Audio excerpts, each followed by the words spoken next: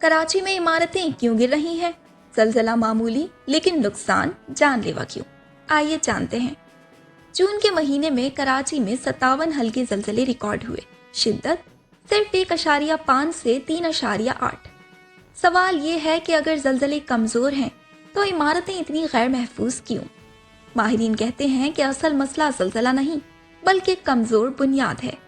کراچی میں تعمیرات سے پہلے زیر زمین پانی نکال دیا جاتا ہے تاکہ کھدائی آسان ہو جائے، لیکن یہی پانی مٹی اور چٹان کو سہارا دیتا ہے۔ جب پانی نکل جاتا ہے تو زمین بیٹھنے لگتی ہے، دھنسنے لگتی ہے اور بنیادیں کمزور ہو جاتی ہیں، اور پھر ایک معمولی جھٹکا بھی تباہی بن جاتا ہے۔ ماہرین کے مطابق کراچی کی زیادہ تر زمین نرم اور دلدلی ہے۔ اس مٹی میں پانی کم ہو جائے تو زمین کے پگھلنے کا خطرہ بڑھ جاتا ہے، یعنی زلزلے کے وقت زمین جیلی کی طرح ہلتی ہے اور عمارتیں اپنا توازن کھو بیٹھتی ہیں۔ یاد کیجیے لیاری کی وہ عمارت جو بغیر کسی زلزلے کے اچانک گر گئی تھی اور 27 لوگ مارے گئے تھے۔ بعد میں پتہ چلا کہ عمارت کی بنیاد کمزور اور اضافی منزلیں اس کے گرنے کا باعث بنی۔ یہ حادثہ نہیں بلکہ سسٹم کی ناکامی تھی۔ 2023 کے مطالعے کے مطابق کراچی کے کئی علاقوں میں زمین سالانہ 17 ملی لیٹر تک دھنس رہی ہے۔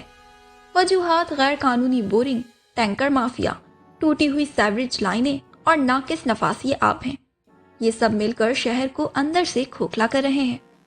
ماہرین خبردار کرتے ہیں کہ 3 سے 4 شدت کا زلزلہ بھی ان علاقوں میں تباہی لا سکتا ہے۔